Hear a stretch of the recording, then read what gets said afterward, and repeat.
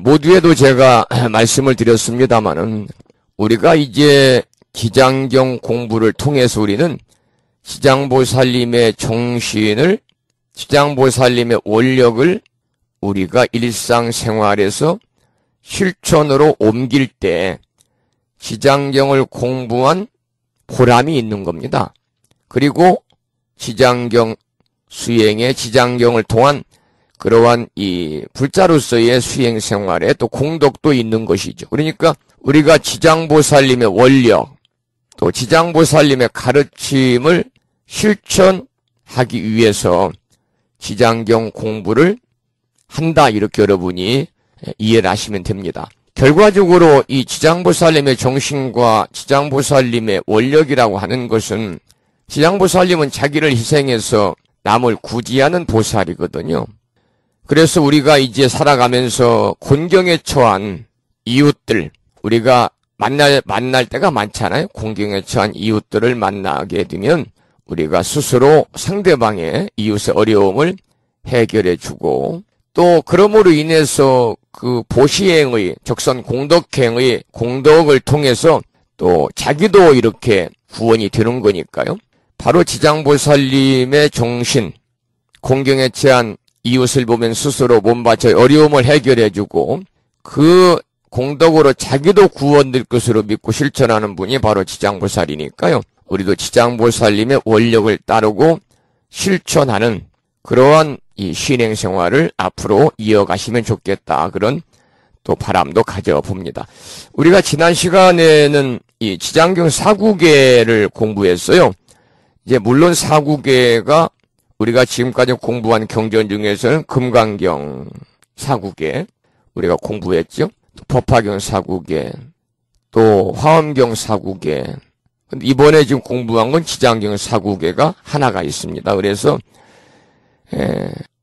오관 지장 유신력 하니 항아사급 설란진 이로다. 지난 시간에 공부한 겁니다. 견문 첨내 일념간 하면 이익인천 무량살이라. 내가 이제 지장보살의 유신력을 관찰해 보니 항아서급을 설하여도 다 알 수 없네. 한순간만 보고 듣고 우러러 예비하여도 한량없는 이익이 인천에 넘치리라. 지난 시간에 공부했던 지장경 사구계입니다. 지난 시간에 사구계의 말씀을 드리면서 사구계라는 것은 경전의 내용을 네 구절로 요약해서 나타낸 것인데 경전의 대표격인 글이 된다. 그러니까 경전 전체를 읽을 시간적 여유가 없을 때 이 사구계를 많이 읽어라, 이렇게 권하고 있거든요.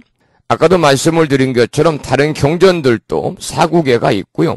그 사구계만을 읽어도 공덕이 크다. 그래서 우리가 꼭 사구계는 경전에서 기억을 할 필요가 있다, 그 말입니다. 이 사구경의 내용은 지장보살의 유신력을 높이 찬탄하면서 한량없는 이익이 있다는 것을 나타내고 있는 거죠. 그러면 오늘 공부할 페이지는 357쪽입니다. 357쪽. 357쪽을 펴시겠습니다. 357쪽입니다.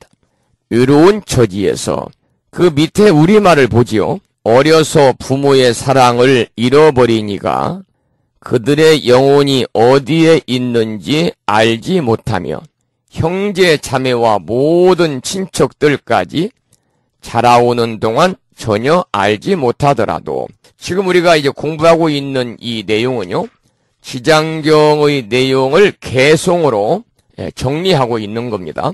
한 장을 넘겨서 358쪽입니다. 지장보살을 조성하거나 그림을 그려서 애달픈 마음으로 우러러 예배하여 눈 떼지 않고 3, 7일 동안 그 이름을 외우게 되면 보살께서 가없는 몸을 나타내시어 그 권속들이 태어난 곳을 보여주며 비록 악도에 떨어져도 곧 벗어날 것이다. 만약 처음 마음에서 물러서지 않으면 곧 이마를 만지며 수기를 내리리라. 지난 시간에도 수기에 관한 얘기를 했습니다만, 수기라고 하는 것은 이제 부처님이 예언하시는 거죠. 그래서 부처님께서 제자들에게 수행을 통해서 얻은 깨달음의 결과로 언제 어디서 어떤 이름의 부처가 되리라고 예언하는 것이 바로 수기입니다. 수기. 우리가 이제 그 수계보표할 때 숫자는 받을 숫자거든요. 개를 받는다. 그런데 수기할 때 숫자는 줄 숫자입니다. 줄 숫자. 줄 숫자. 그리고 이제 기록할 기자를 씁니다. 부처님이 그 제자들에게 수행을 통해서 얻은 깨달음의 결과로 언제 어디서 어떤 이름의 부처가 되리라고 예언을 주는 것을 수기라고 그러죠. 자, 지금 읽어드린 내용은 산문 형식입니다. 산문 형식인 장행에서 말씀을 한 겁니다. 산문 형식, 장행. 지난 시간에 공부했죠. 지난 시간에 산문 형식의 장행과 시형식의 개송이 이렇게 서로 어우러져서 경전이 만들어져 있다. 그리고 개송에는 중송과 고기송이 있다. 이런 말씀을 지난 시간에 공부를 했습니다. 위의 내용은 산문 형식인 장행에서 말씀하신 것입니다. 다만 기도할 때 7일이나 27일, 14일, 37일, 21일을 기한해서 날짜를 정하는 이유. 우리가 이제 보편적으로 절에서 여러분들도 기도할 때 7일 기도도 많이 하고 27일 기도, 37일 기도, 77일 기도 이렇게 하잖아요. 정해서. 그 이유가 여기 나온 거예요. 부처님께서 6년간 고행을 끝내고 니련선하에서 목욕을 하신 후에 수자타 여인이 만들어준 유미죽을 드셨죠. 유미죽을 드시고 바른 선정에 들어가서 최후로 정진하신 기일이 7일입니다. 그 7일이 지난 뒤에 부처님은 최상의 깨달음을 성취하게 됩니다.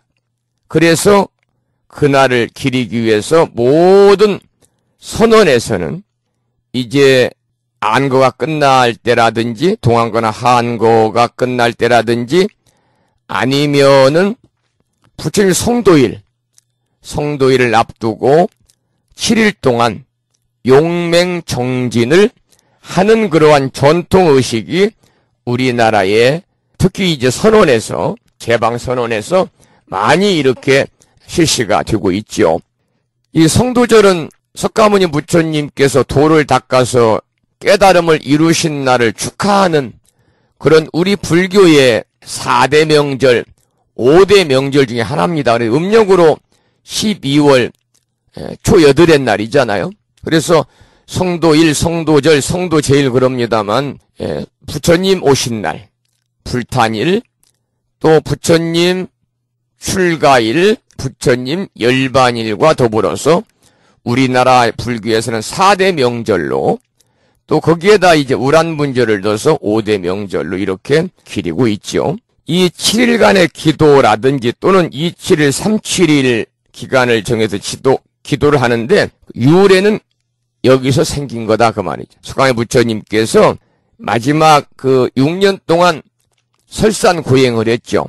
그러나 내 몸을 학대해서 고행을 통해서는 결국 깨달음을 얻을 수 없다는 걸 아시고 마지막에 이제 선정에 들어가기 전에 니련선하에서 목욕을 하시고 수자타 여인이 만들어준 그러한 유미죽을 드시고 마지막으로 정진하신 기일이 7일이기 때문에 그 7일이 지난 뒤에 부처님은 안욕따라 삼맥삼보리 최상의 무상정등 정각을 깨달으셨죠. 그날이 바로 성도제일이거든요.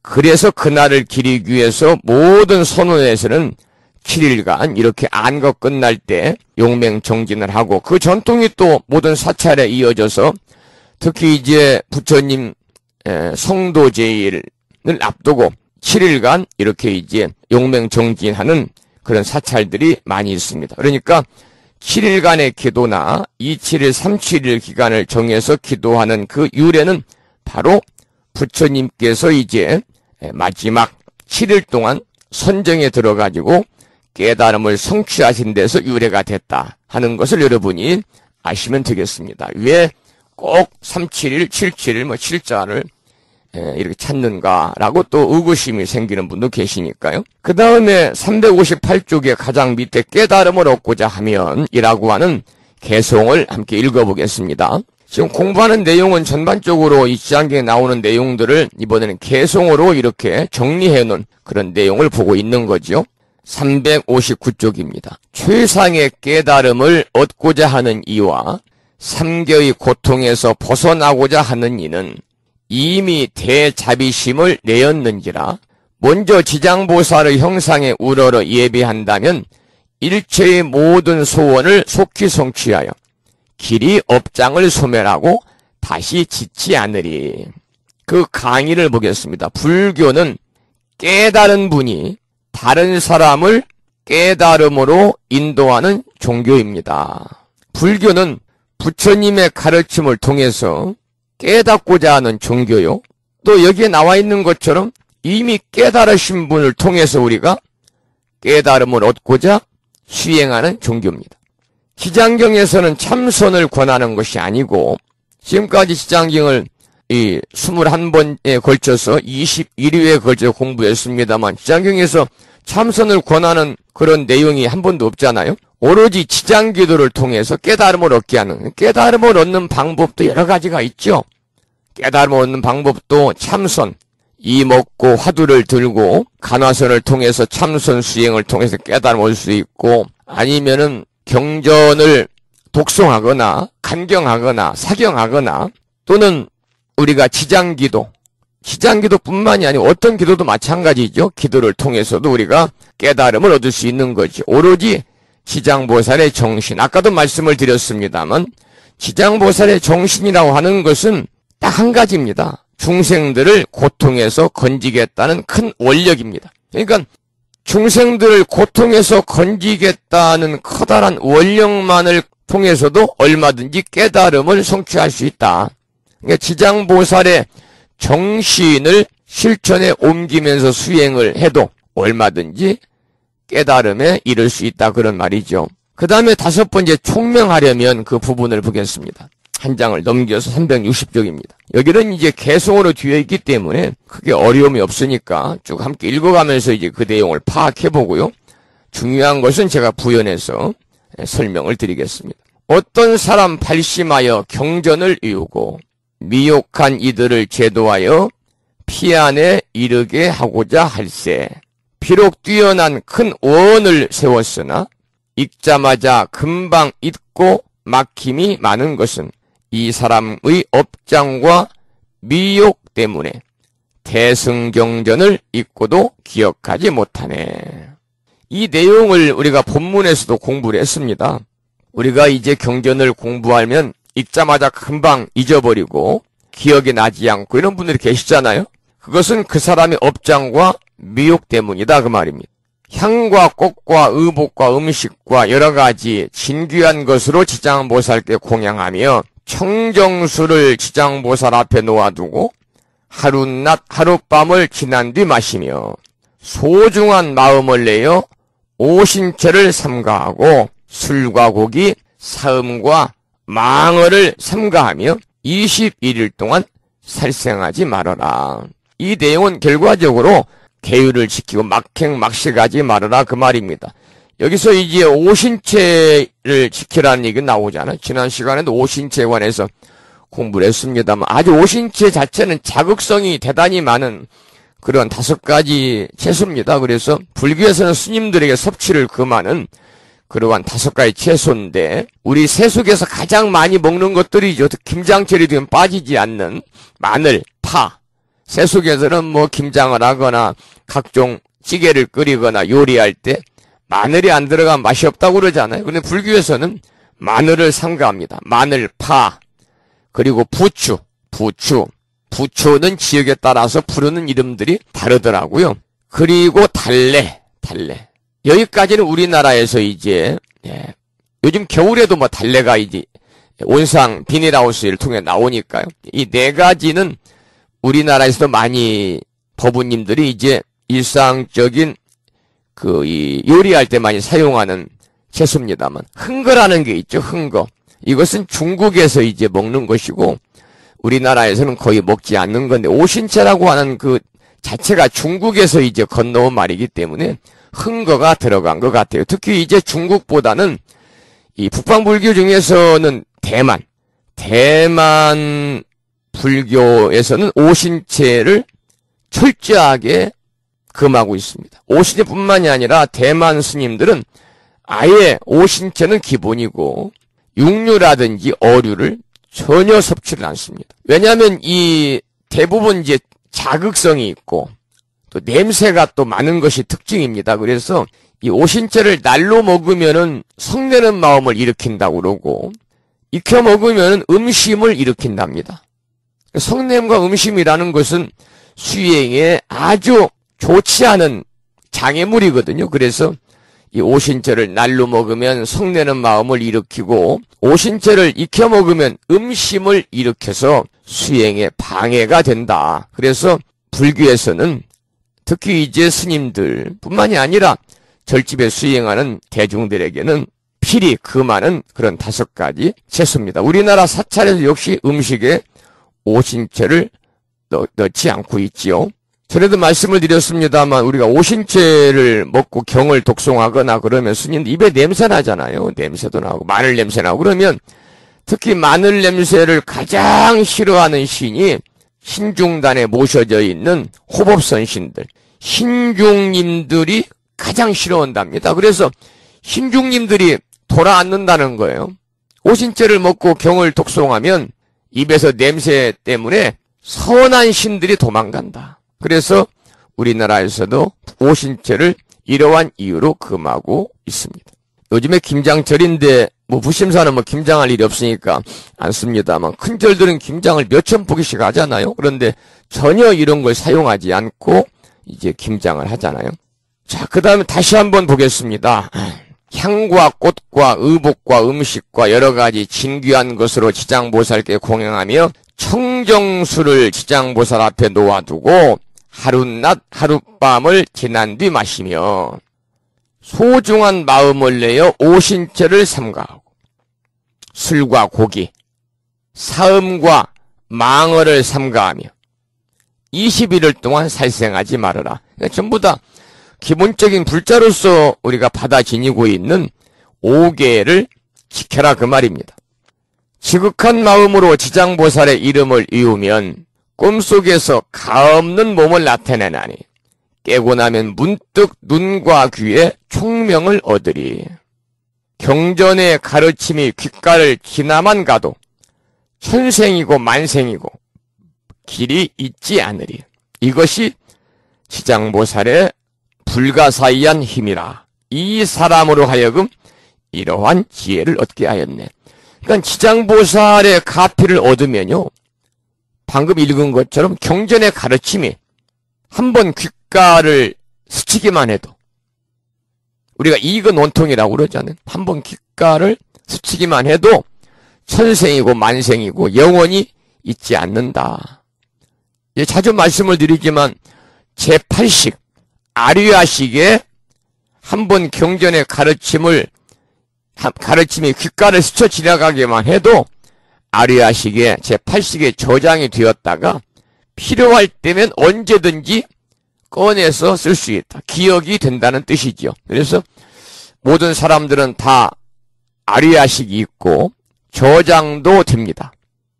다만 필요할 때 빨리 되살아나지 않는 것이 문제예요. 지금 여러분들 그동안 21번에 걸쳐서 지장경 공부를 했습니다만 결석하고 꾸준히 출석하신 분들은 전부 21번에 지장경의 그 부처님 말씀이 경전의 말씀이 다 들었기 때문에 제8식 아류아식에 저장이 되어 있어요. 문제는 뭐냐? 필요할 때 그것이 기억이 되냐 안 되냐 그 말이죠. 필요할 때 기억이 되냐 안 되냐. 그러면 우리가 필요할 때 기억을 되살리기 위해서는 꾸준하게 이렇게 수행을 해야 된다는 거죠. 기도를 해야 된다. 경전의 가르침대로 열심히 기도하는 수밖에 다른 방법이 없다 그랬습니다. 기도에 관한 얘기가 나왔습니다. 기도. 이제 어느 종교든지 기도는 그 종교의 근간을 이루는 것이 바로 기도잖아요. 그런데 기독교도 가면 하나님한테 뭘 달라고 기도하잖아요. 주여 뭐 하면서. 천주교도 마찬가지, 원불교도 마찬가지고 다 그렇습니다. 그런데 우리 불교에서의 기도는 조금 다릅니다. 우리가 지장보살 기도를 한다 그러면 지장보살님에게 무언가를 이루어 주십사라고 바라는 기도보다는 우리 불교에서는요. 물론 지장보살님에게 무언가 이루어지기를 바라는 마음은 다 가지고 있죠. 이게 기복입니다.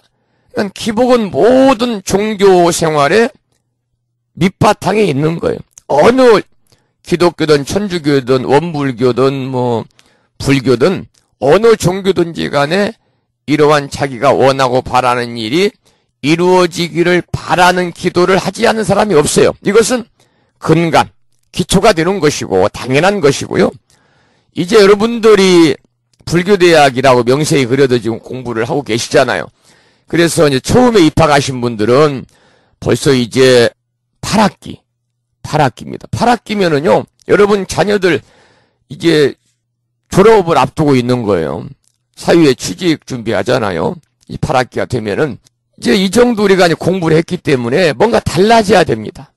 우리가 경전을 접한 사람과 접하지 않은 사람, 부처님 가르침을 체계적으로 공부하신 분들과 그냥 왔다리 갔다리 절에 한 번씩 이렇게 다니시는 분들하고는요, 여러분이 달라야 됩니다. 가치관이 달라야 되고, 믿음이 달라야 되고, 신심이 달라야 됩니다. 그래서 이제 부창불교대학 뿐만이 아니고 여러분들이 그 절에 가서 법문을 많이 듣고, 이 며칠 전에도 지난 일요법회 때입니다마는 한 분이 오셨어요. 한 분이.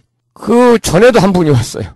같은 분이 왔는데 이제 법문을 한 35분 하고 한 10분 정도 주거니 받거니 질문에 대답을 하면서 이제 물어봤더니 그 법우님은 일요법회에 본인이 오는 이유는 두 가지가 있다는 거예요. 하나는 스님의 법문을 통해서 좀 더 자신을 좀 낮추고 마음을 비워서 행복을 찾기 위해서 오고 있다. 그래서 스님의 법문을 듣고 가면 행복하다. 또 하나는 일요법회 때 와서 불공을 드리면서 한 주 동안의 삶을 뒤돌아보고 살다 보면 일주일 동안에 많은 죄를 짓는다는 거예요. 본인도 누구를 때리고 욕하고 해서 죄를 짓는 게 아니고 생각으로 살생도 하고 생각으로 도적질도 하고 꼭 생각으로 도적질이 남의 것을 가져오는 것이 아니라 내 것이 아닌 것을 내 것을 갖고자 가졌으면 욕심내는 것도 이것도 생각으로 업을 짓는 거죠. 생각으로 우리가 다른 사람들 험담도 하고 말은 안 해도. 그래서 일주일간의 신행생활하면 거창하니까 일주일 동안에 내가 불자다운 삶을 살았는지 부처님 전에 와서 서가모니를 정근을 하면서 그 시간만큼이라도 참여하는 시간을 가지니까 본인의 일상생활이 조금씩 다듬어지고 있다는 것은 부처님 가르침대로 살아가고자 하는 그러한 마음이 실천으로 옮겨지고 있다는 거죠. 그래서 본인은 일요법회에 옵니다. 그리고 일요일날 집에 있어봤자 오전 금방 간다는 거예요.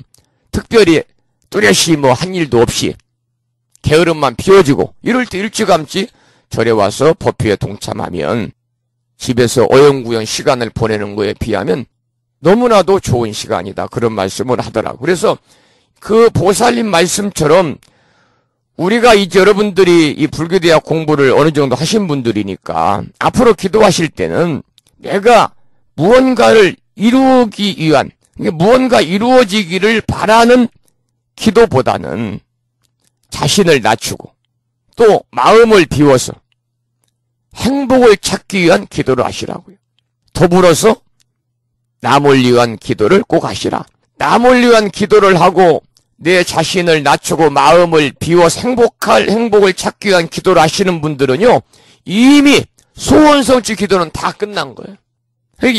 그 정도가 되면 이제 근기로 보면은 하근기, 중근기를 넘어 상근기에 이르는 거다 그 말이. 불기대학 4년 정도 공부하면 근기가 상이 돼야지. 4년 공부했는데 근기가 하가 되면 되겠습니까? 이제 바로 그런 말씀입니다. 그래서 여러분이 경전의 말씀들 열심히 우리가 기도하시라. 자신을 낮추고 마음을 비워서 행복을 찾기 위한 기도와 남을 위한 기도를 하시라. 그런 말씀을 권하고 싶어요. 그 다음에 361쪽을 보겠습니다. 6번 풍요와 안락을 위해 빈궁한 중생들과 병든 중생들, 가업은 쇠망하고 권속들은 떠나가서 꿈속에서까지도 모두 불안에 떨며 구하는 것은 아무것도 이루어지지 않을 때 지장보살님께 지극한 마음으로 우러러 예배하면 일체의 악한 일은 모두 소멸하고 꿈속에서까지도 모두 편안함을 얻고 의식은 풍요하고 귀신들은 옹호하리라.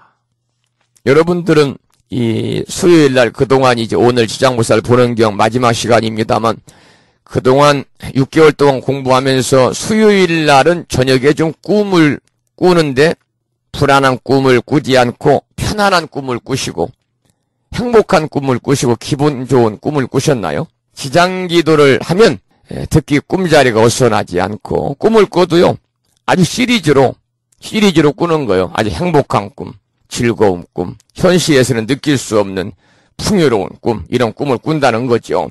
이 계속해서 이제 개송에서는 지장보살님의 불가사의한 위신력에 대해서 이렇게 이제 위신력으로 인해서 우리가 지혜를 얻게 한다. 또 빈궁한 중생의 질병과 집안이 몰락하고 권속이 떠나가서 꿈속까지도 모두 불안하고 구하는 것이 뜻을 어기어 되는 일이 없을 때 지극한 마음으로 지장보살상을 우러러 예배하면 일체의 악한 일이 모두 소멸되며 꿈속까지도 편안함을 얻어서 의식이 풍요하고 귀신이 옹호한다 그랬습니다. 지장보살 기도의 공덕이 이렇게 수승하다 하는 것을 다시 한번 강조해서 지장보살님의 그러한 불가사의한 위신력에 관해서 다시 한번 강조해 놓은 그런 개송이었습니다. 7번 개송을 보죠. 위험한 길을 갈 때, 산림에 들어가거나 바다를 건널 때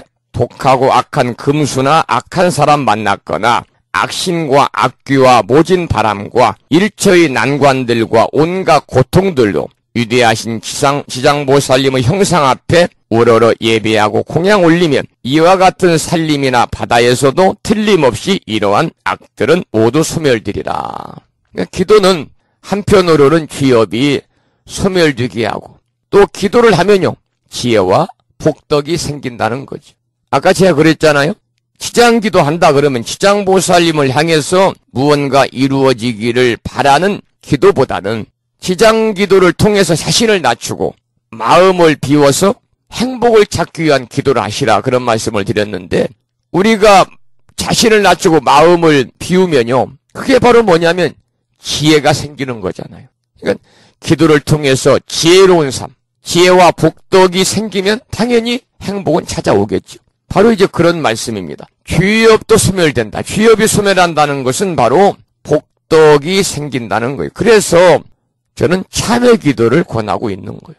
참회 기도. 여러분 절에 가서 예를 들어서 일요일 날 절에 가면 이제 절에 따라서 이제 이 기도의 대상이 되는 그 부처님이나 보살님이 각각 다르겠습니다만 불수당 같은 경우는 서가모니불 정근을 합니다. 일요법회 때는. 물론 초하루 불공 때는 화엄성중 정근을 하고 또 관음제의를 지키는 절에서는 또 관세음보살 정근하고 또 보름날 미타불공을 드릴 때는 나무아미타불 하고 18의 날 지장보살님 제일에는 지장보살 정근을 하잖아요.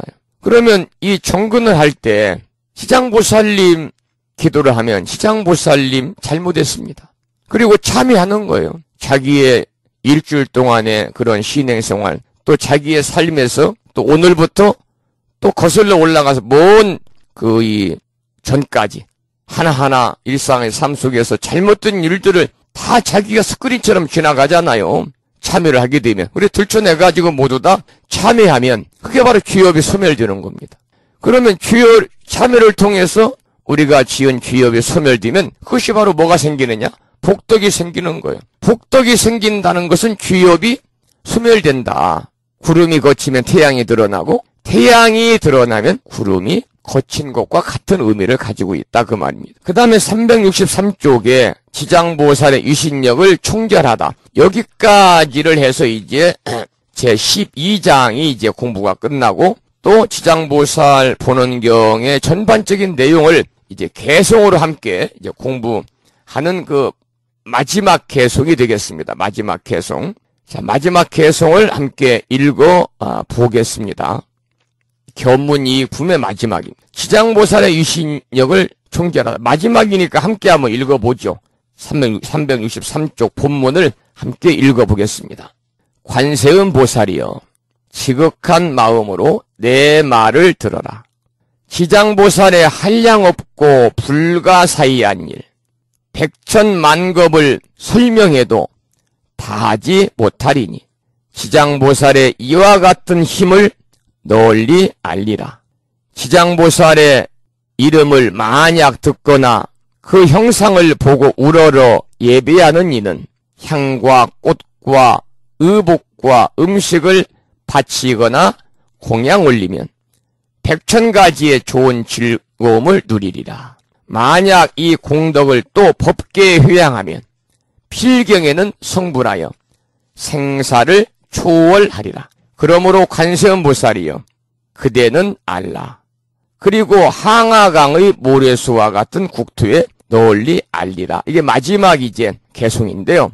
그 강의 내용을 함께 살펴보겠습니다. 만약 이것을 법계에 회양을 하면 마침내 성불해서 생사를 초월한다 그랬습니다. 그래서 관세음보살에게 항아사와 같은 모든 국토에 널리 펼치도록 당부를 하죠. 법계에 회양한다고 하는 것은 자신이 지장보살에게 예배하고 꽃과 향과 의복과 음식 등을 공양 올린 그 공덕을 다른 사람들에게 돌려주는 것입니다. 이것이 바로 법계에 회양하는 일입니다. 우리 불교에서는 회양에 관한 가르침을 많이 강조하고 있습니다. 회양. 불교에서 회양은 대단히 중요한 겁니다. 이 자기가 닦은 선군 공덕을 다른 사람이나 또는 자기가 수행한 결과 역시 다른 사람들과 함께하는 것입니다. 이것이 바로 이제 회양이죠. 회양. 불교에서는 불자들의 이타적인 자비심을 회양이라고 그래요. 그러니까 이타적인 자비심이라고 하는 것은 이타니까요. 다른 사람들을 이롭게 하는 자비심입니다. 하기야 이롭게 하지 않으면 그건 자비심이 될 수가 없겠습니다만은 다른 사람들을 이롭게 하는 자비심. 그래서 우리가 이제 이 절에서는 기도할 때도 회양이라는 말을 많이 쓰잖아요. 올해 동지가 해마다 12월 22일이니까요. 이제 불심사에서도 다가오는 동지 때 불공을 드립니다마는 올해는 일요일 날 동지 전 일요일 그 다음 월요일 날이 초하루 법회입니다. 그래서 해마다 불심사에서는 1호 법회가 끼어 있으면 1호 법회를 겸해서 동지기도 입제를 하고 그리고 동짓날 휴양 법회를 했습니다마는 이제 금년 같은 경우는 그 다음날 월요일 날이 초하루 법회이기 때문에 이제 초하루 때는 뭐 공양물도 많이 올리고 그러니까 초하루 때 동지기도 입제를 해서 동짓날 금요일 날이 동짓날입니다. 금년에는. 그래서 휴양을 하려고 그러는데 그러다 보니까 기도 기간이 5일이더라고요. 그러면 입제와 휴양이 있단 말이죠. 입제가 있고 그리고 또 휴양이 있어요. 그리고 우리가 이제 이 무슨 기도든지 휴양이라고 할 때는 휴양은 끝마친다는 의미로 쓰이고 있습니다만 사실은 끝이 아니라 새로운 시작을 의미하는 말이 휴양입니다. 다시 말씀을 드리면 휴양은 돌회자 향하량자 돌려서 향하게 한다 그런 뜻인데 자기가 닦은 착한 공덕을 이 동지기도 동안에 자기가 닦은 그 선근 공덕 착한 공덕을 남에게 되돌리는 것을 말합니다. 그러니까 이 자기가 닦은 공덕을 자기만 자기나 내 가족만 누리려고 하는 자세는 진정한 종교심이라고 할 수가 없죠. 자기가 닦은 공덕을 자기와 자기 가족들만 누리려고 하는 그러한 마음은요, 또 하나의 이기심을 만들어내는 겁니다. 그래서 불교에서는 부처님께 예비한 공덕이나 기도한 공덕 하나라도 반드시 이웃에게 나누어 베풀어라 그러잖아요. 그래서 불교 의식의 끝에 이오는 내용이 있죠. 원이차 공덕 보급어 일체 아등 여중생 개공성불도. 이 부심사에서도 이 불공 시간에 항상 우리가 휴양계라고 그래서 방금 소개해드렸던 그 내용을 함께 이루고 있습니다만, 그래서 부심사 이류법회라든지 각종 법회에 동참하신 분들은 아마 전부 다 우리말로도 아실 텐데, 원이차 공덕 보급어 일체 아등 여중생 당생 극락국 동견무량수 개공성불도. 원하건대 여러분 그 모시고 계시는 불자법이지 191쪽에 나와 있어요. 191쪽 펴봐. 이럴 때 한번 또 우리가 보면서 그 내용을 또 이해하는 것 도움이 되겠죠. 191쪽에 보면 네 번째 줄부터 있어요. 원하건대 이 공덕이 온 누리에 널리 퍼져 나와 모든 중생들이 극락국에 태어나고 무량습을 함께 뵙고 모두 성불하여지이다. 이 6줄로 된 이 내용이 휴양계입니다. 휴양계. 그러니까 원컨대 내가 닦은 이 공덕을 일체 중생들에게 나누어서 나와 남이 모두 함께 성불하자, 성불케 하소서 그 말입니다. 여러분이나 저나 부처님 제자들의 꿈이라는 것은요, 성불과 불국토를 성취하는 겁니다. 성불하고 불국토를 성취하는 것이 꿈이고 희망입니다. 그런데 이러한 우리 불자들의 이상적인 것은, 이상이죠. 이상은 뭘로 완성이 되느냐? 지혜와 자비로서 완성이 되는 겁니다. 지혜와 자비로서 완성이 돼요. 또 하루아침에 이루어지는 것이 아닙니다. 서가모니 부처님께서도 수많은 생을 거듭하면서 그 수행을 한 그 공덕으로 부처님이 되셨죠. 그러니까 우리가 불자들의 꿈은 성불과 불국토를 성취하는 것인데, 또 이러한 불교 불자들의 이상은 지혜와 자비로서 완성이 되어지는 건데, 이것은 하루아침에 이루어지는 것이 아니기 때문에 우리가 생을 거듭하면서 금생, 다음생, 다다음생 이 꿈을 버리지 안 해야 된다는 거예요. 몇 생이라도 거듭하면서라도 그 꿈을 반드시 이루고야 말겠다는 굳은 신념이 바로 뭐냐? 보살의 원력입니다. 보살의 원력. 따라서 자비를 온 중생계에 보편화시키겠다는 원력이 바로 휴양입니다. 그 휴양의 정신이 중요하다고 그랬잖아요. 이 휴양의 정신이야말로 우리 불자들의 행위를 이기심에서 벗어나서 이타행을 통한 보살행으로 변화시키는 것이 바로 휴양의 정신입니다. 우리가 중생계를 불국토로 만들겠다는 원력을 지닌 보살은 결코 자기가 애써 닦은 공덕일지라도 자기만을 위해서 가지려고 하지 않아요. 그러니까 만약에 자기의 공덕을 남에게 돌리려는 휴양의 의지가 없으면 그건 보살이 아니고 그것은 소승인이다 그 말입니다. 그래서 불교에서는 그 소승적인 자세를 비판하잖아요. 왜 그러냐면 소승적인 자세는 이기심이기 때문에, 이기심은 결코 불국토를 이룰 수가 없는 거죠. 그래서 우리 불교에서는 이러한 바로 휴양하는 마음이 보살의 대승적 자세다. 휴양을 가장 중요하게 생각을 하고 있는 것입니다. 자, 그러면 또 본문을 보겠습니다. 지금 어디를 보고 있냐면 364쪽 강의 두 번째 단락입니다. 앞에서도 말한 적이 있지만 불교는 휴양이라는 아름다운 말이 있습니다. 제가 설명을 드렸죠. 휴양이란 내가 지은 선행을 내가 그대로 다 받는 것이 아니라 좋은 일은 내가 했지만 그 공덕은 모두 다른 사람에게 되돌려주는 행위를 휴양이라고 합니다.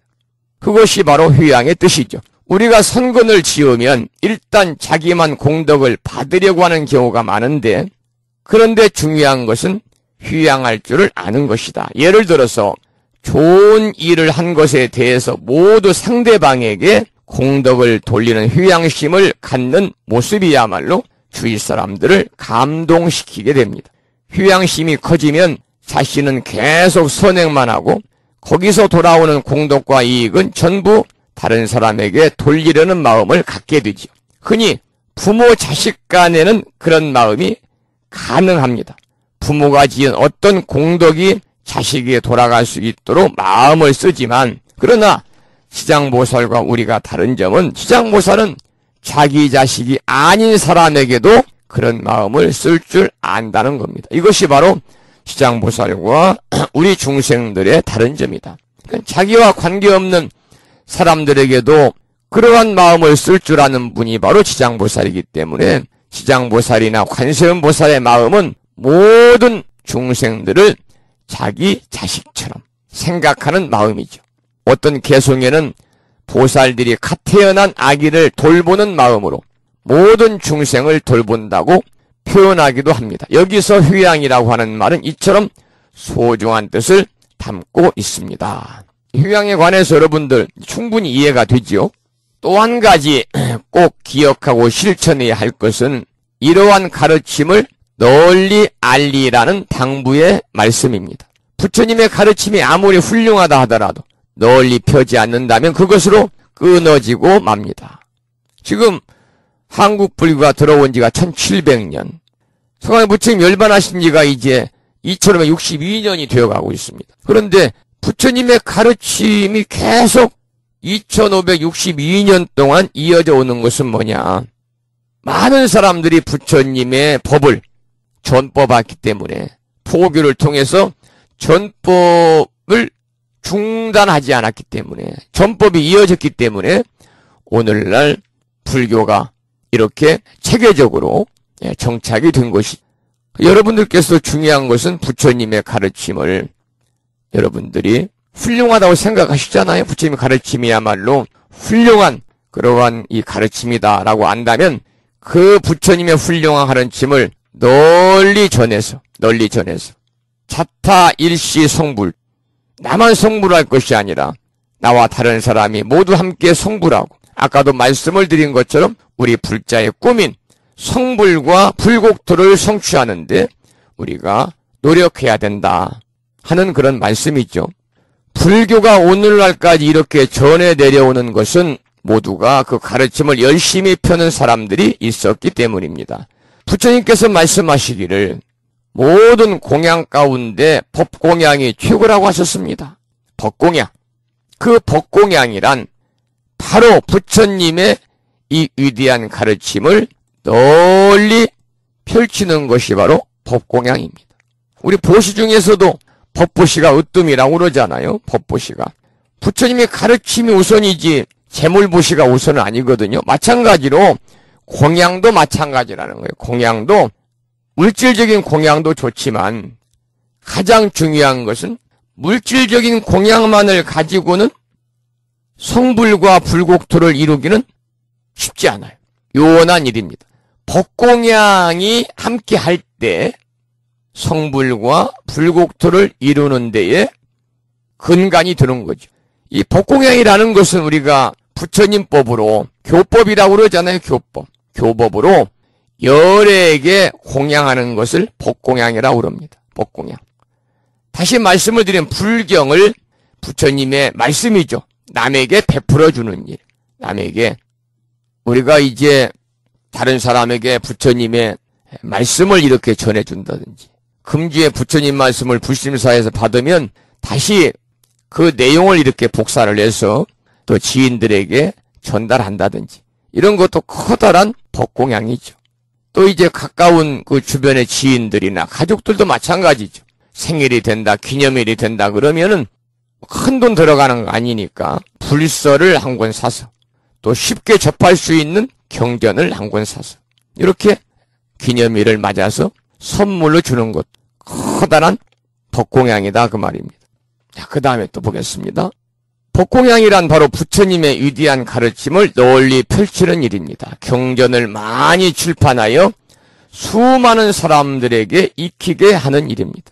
지장보살의 사상이 아무리 훌륭하다고 하더라도 그것을 전하여 주는 일을 하지 않으면 아무도 아는 사람이 없기 때문에 우리가 법공양을 많이 해야 된다. 법공양은 공양 가운데 으뜸이다, 그런 말씀이. 여기까지 해서 제12장 견문이익품을 함께 공부를 했고요. 9시 08분 접어들고 있네요. 그러면 우리 법우님들 어디를 펴시냐면 369쪽을 보겠습니다. 이제 지장경 마지막 13장입니다. 사람들에게 부초가다. 그래서 총루입니다. 총루. 총루 인천품입니다. 총루 인천품은 부처님께서 지장보살에게 인간 세계의 사람과 천상 세계에 있는 이들을 잘 보살피라고 부탁하는 내용을 담고 있기 때문에 그 이름을 총루라고 그랬습니다. 총루. 족자는 부탁할 족자예요. 루자는 묶는다, 묶을 루자입니다.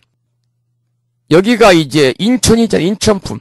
그래서 사람과 인간세계 사람이죠. 천상세계에 있는 이들을 잘 보살피라고 서가모니 부처님께서 지장보살에게 부촉하는 내용을 담고 있기 때문에 총루 인천품이라는 이름이 붙어진 겁니다.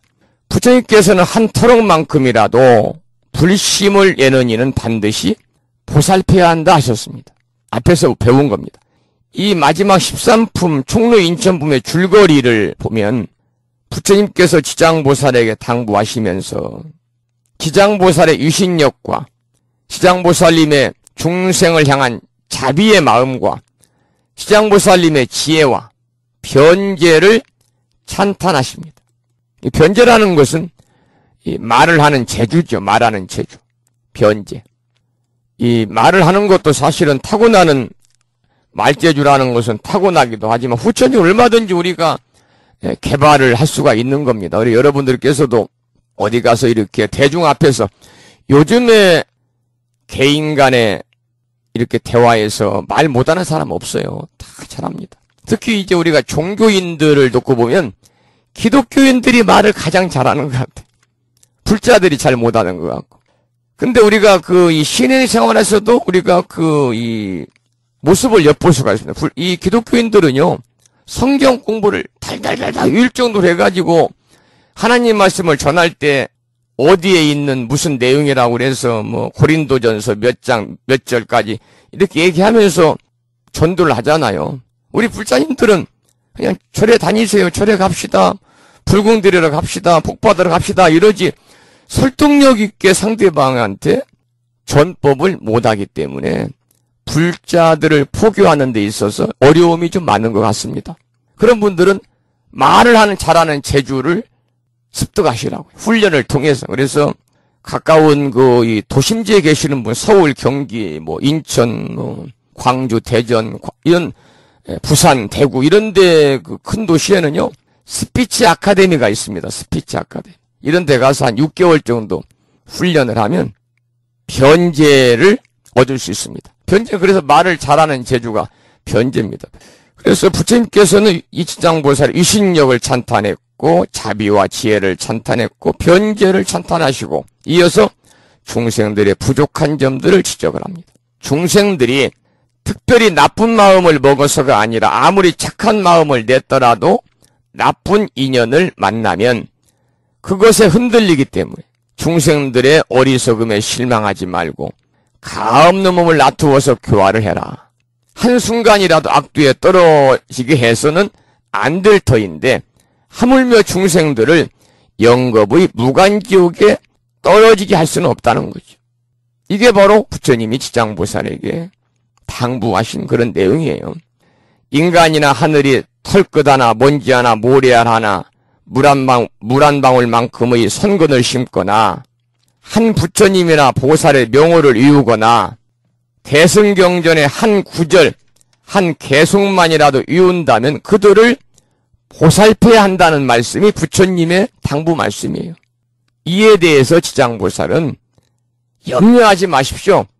제가 부처님의 하신 말씀을 다 받들어 실천 옮기겠습니다. 이렇게 지장보살이 부처님에게 또 염려하지 말라고 말씀을 하시잖아요. 이때 이제 법회에 장수에 함께 있던 허공장 보살이 지장보살의 형상을 보거나 지장경에 대해서 듣거나 지장경을 독송하고 지장보살에 공양한다면 어떤 이익이 있느냐고 물어요. 허공장 보살이.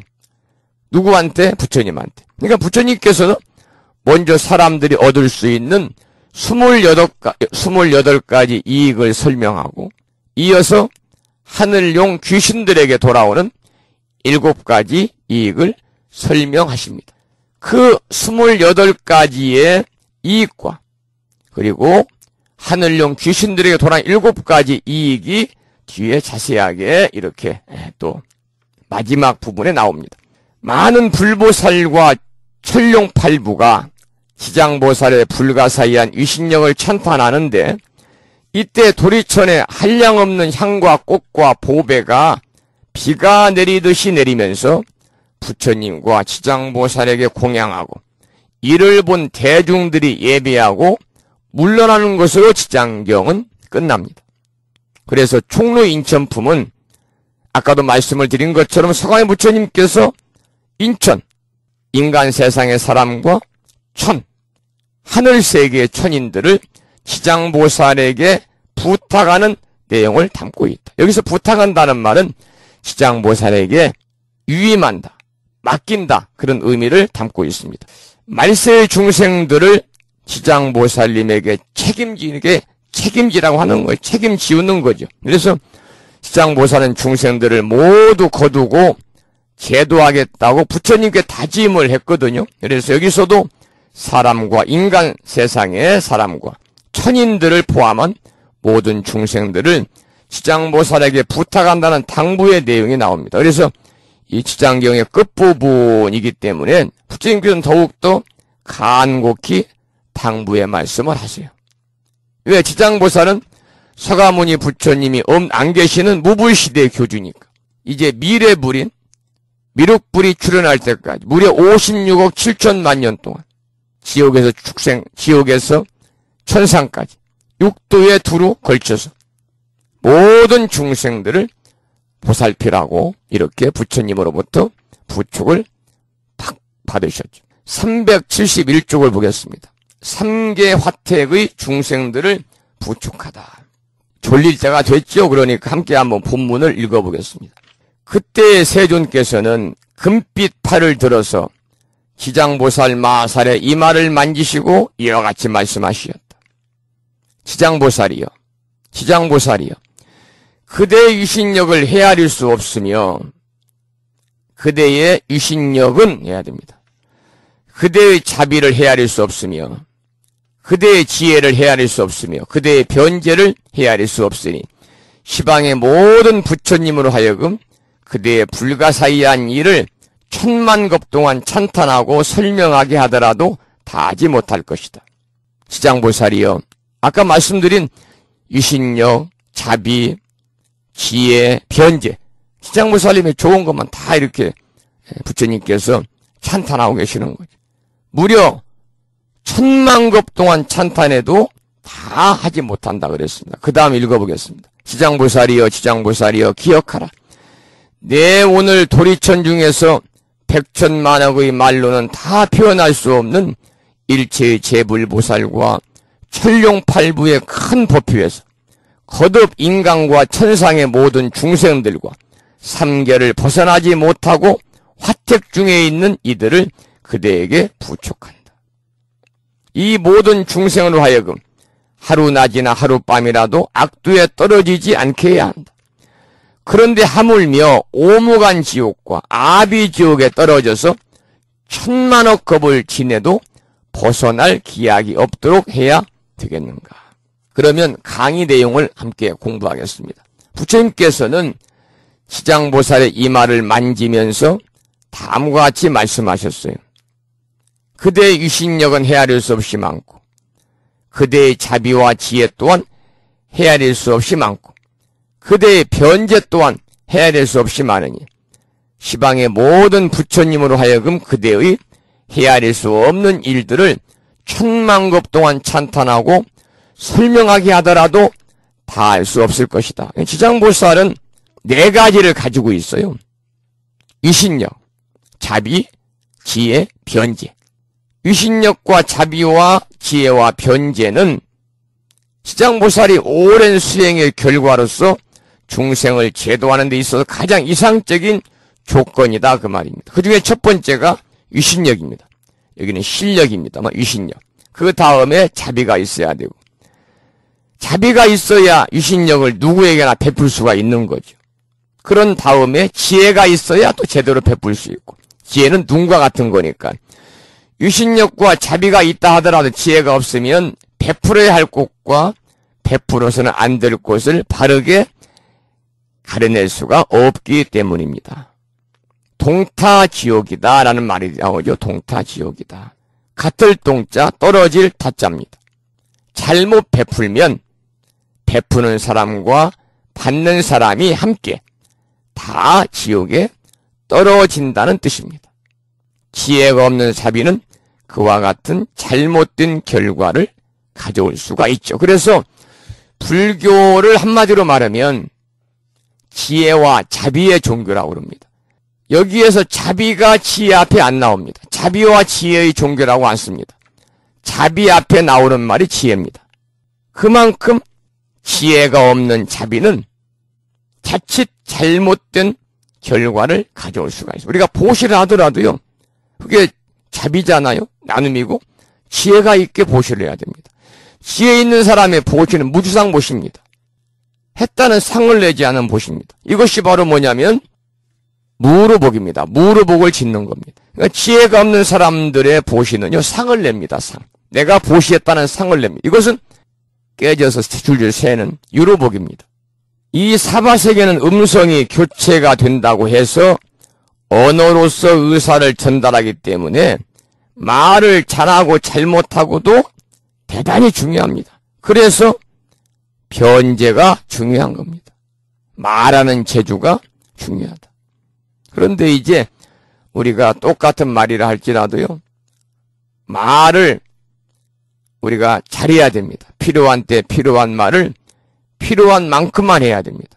말이라는 것은 씨앗이 있습니다. 말의 씨앗을 잘못 뿌리면 그 열매는 아주 썩은 열매로 올 수도 있고 아주 달고 아름답고 예쁜 모양의 열매를 또 거둘 수도 있는 거죠. 그래서 말은 씨앗을 잘 뿌리고 잘 다듬을 필요가 있다는 겁니다. 말 자체도. 그래서 지장보살은 이 네 가지 유신력과 자비와 지혜, 거기에다가 변제까지 뛰어나다고 부처님이 찬탄을 하세요.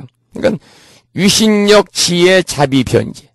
유신력, 지혜, 자비, 변제 네 가지만 갖추면 훌륭한 종교인이 될 수, 훌륭한 불자가 될 수, 훌륭한 보살이 될 수 있다는 거죠.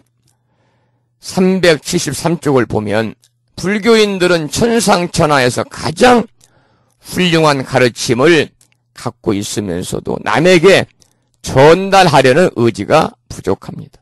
우리가 남에게 좋은 가르침을 자꾸 전하려고 하는 마음을 일으키면 변제의 능력도 자연히 생길 수가 있습니다.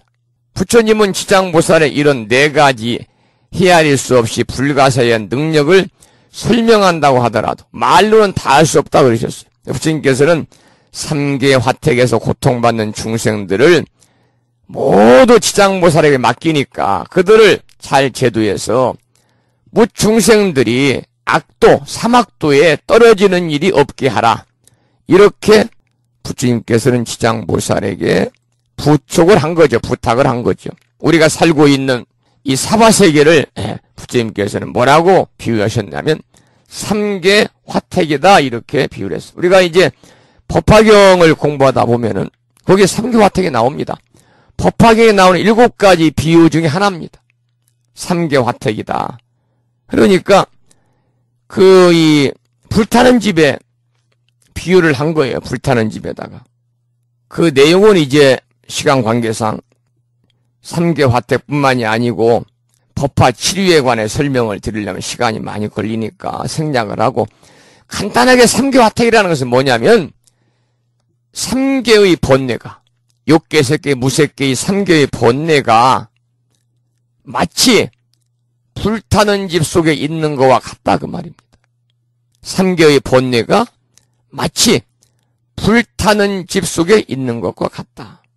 다시 말씀을 드리면 삼계의 화택이라는 것은 윤회의 세계를 말하는 겁니다. 윤회의 세계. 우리가 삼계는 욕심세계, 물질에 대한 집착이 있는 세계, 물질에 대한 집착마저 없는 세계 삼계입니다. 욕계, 색계, 무색계가 있잖아요. 그래서 욕계는 욕심세계입니다. 물질에 대한 집착이 있어요. 또 색계, 무색계. 그래서 이 삼계는 모두 불타고 있다고 말하는 것은 뭐냐? 우리가 탐진이 삼독이라고 그러잖아요. 탐욕과 성냄과 어리석음의 불이 꺼져야 되는데 안 꺼지고 있다는 거죠. 우리가 이제 번뇌라고 하는 것은 무명으로 인해서 생기는 거잖아요. 각종 오욕과, 오욕은 욕망이거든요. 이러한 각종 오욕과도 같은 욕망으로 인해서 물질적 존재에 대한 집착으로 인해서 번뇌가 생기는 겁니다. 근데 번뇌는 나도 괴롭고 남도 괴롭히는 겁니다. 그래서 우리 불가에서는 이제 삼계는 모두 불타고 있다. 삼계 화태. 욕심, 탐욕, 성냄, 어리석음의 불이 아직 꺼지지 않았다. 바로 이제 그런 말이죠. 법화경에서 나오는 얘기고요. 다음에 이제 법화 치료는 아침 방송 통해서 몇 차례 말씀을 드린 것 같아요. 자, 그러면은 이제 그 뒤를 또 보겠습니다. 지장보살은 말세의 중생들을 모두 책임져야 하는 중책을 부축받았습니다. 우리가 살고 있는 지금 이 시대가 말세입니다. 말세. 오탁악세라고 그러잖아요. 말세 중생들의 삶이란 악업을 짓는 일은 많고 선업을 짓는 일은 적다는 거죠. 지은 악업들을 극복해서 밝은 삶으로 전환하려고 하면 지장보살의 그 강인한 원력의 생활이 아니면 안 된다는 메시지가 곧 지장경입니다. 그러니까 지장경은 바로 뭐냐? 지은 악업들을 극복해서 밝은 마음으로, 밝은 삶으로 우리가 바꾸려면 지장보살님의 그 강인한 원력의 생활을 우리가 받아 지니고 실천으로 옮겨야 된다. 그러한 메시지를 전달해 주는 것이 바로 지금 공부하고 있는 지장보살 본원경이라는 거죠. 그래서 지장경의 이러한 가르침 때문에 이 시대에 지장신앙이 성행하는 것이 아닌가, 또 이렇게 또 미루어 생각을 하고 있네요. 그 다음에 374쪽에 변화 많은 중생들을 부촉하다. 거기 본문을 함께 읽어보겠습니다. 본문을 읽어보겠습니다. 지장보살이여, 이 남연부제, 우리 살고 있는 사바세계, 지금 이 땅이 남연부제입니다. 남선부주, 남선부주. 스님들이 절에 축원할 때 그렇게 하잖아요. 남선부주, 해동 대한민국, 충청남도, 보령시, 웅천호, 독산로, 656에 78번 길, 참회 기도도량, 불심사, 청정기 수령도량. 그러니까 남연부제는 남선부주, 살고 있는 이 사바세계, 이 가민토를 얘기하는 거예요. 지장보살이여, 이 남연부제 중생들이 뜻과 성품이 일정함이 없어서 악을 익히는 자는 많고, 비록 선한 마음을 낼지라도 잠시 뒤에는 곧 물러나며, 만약 악한 인연을 만나면 순간순간 그 인연이 자라난다. 이러한 일 때문에 내가 이 형상을 백천만억으로 나누어 교화하며 그들의 근기와 성품에 따라서 제도하며 해탈시키는 것이다. 지장보살이여, 내 지금 간절히 천상과 인간의 대중을 그대에게 부촉하니 미래 세상의 천상과 인간과 선남자와 선여인이 부처님의 법 가운데서 작은 선건을 심되 하나의 털과 한 개의 먼지와 한 알의 모래와 한 방울의 물만큼만 할지라도 그대는 도력으로서 이 사람을 옹호하여 점점 최상의 법을 닦아서 물러서지 않게 하리라. 자, 이 남연부제 중생들은 뜻과 성품이 일정한 것이 없어가지고 악을 익히는 자가 많고 비록 선한 마음을 낼지라도 잠시 뒤에는 선한 마음이 물러가고 만약에 악한 인연을 만나면 순간순간 자라난다 그랬잖아요. 여기서 일정한 것이 성품이 일정한 것이 없다는 말은 중생들의 삶의 기준이 없고 의지하는 곳이 없어서 어떻게 살아야 하는지 무슨 생각을 해야 하는지 무엇이 악이고 무엇이 선인지를 구분하지 못한다는 말입니다. 그래서 이러한 인류 때문에 백천만억으로 형체를 나누어 중생을 제도하되 그 근기에 따라 근성에 따라 제도해서 해탈시킨다 그 말이에요. 우리가 이제 성의 부처님은 천백억 화신이라고 그러잖아요. 천백억 화신으로 몸을 나타내어 중생을 제도한다고 하는데 그것은 중생의 마음이 기준이 없고 의지처가 없기 때문이다 그 말입니다. 불교에서는 375쪽입니다. 불교에서는 인간이 기본적으로 세 가지를 의지해야 한다고 가르칩니다. 이게 이제 소위 말하면 불법성 삼보의 의지라는 거예요. 자, 불은 뭐냐? 바른 이치를 깨달으신 분입니다. 부처님이에요. 바른 이치를 깨달으신 분, 부처님에게 의지하고 그분의 가르침에 의지하고 이것이 법이거든요. 또 그분의 가르침을 따르는 사람들, 스님들입니다. 승가 공동체입니다. 그래서 지금은 우리가 삼귀를 하면 귀불 양족존, 귀불 이욕존, 귀불 중존 그러는데 우리가 요즘에는 이제 모든 법회라든지 부심사에서는 모든 크고 작은 법회 때 처음에 삼귀를 노래를 부르고 시작합니다마는 거룩한 부처님께 귀의합니다. 거룩한 가르침에 귀의합니다. 거룩한 스님들께 귀의합니다. 그러잖아요. 그런데 이제 그 일부 스님들이나 일부 그 불교학자들은 마지막 세 번째 거룩한 스님들께 귀의합니다. 스님을 빼고 거룩한 승가에 귀의합니다. 이렇게 하는 것이 맞다라고 이 일을 하는 분들도 많이 있죠. 저는 그것이 맞을 것 같아요. 거룩한 승가에 귀의합니다. 거룩한 승가.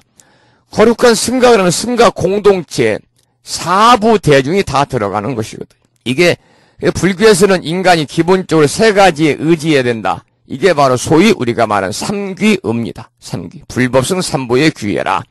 부처님께서 사람들이 살아가면서 의지해야 할 것에 대해서 가장 자주 말씀하신 가르침이 또 있다는 거죠. 그것은 아끼는 제자가 먼저 세상을 떠나고 도반들이 몹시 슬퍼할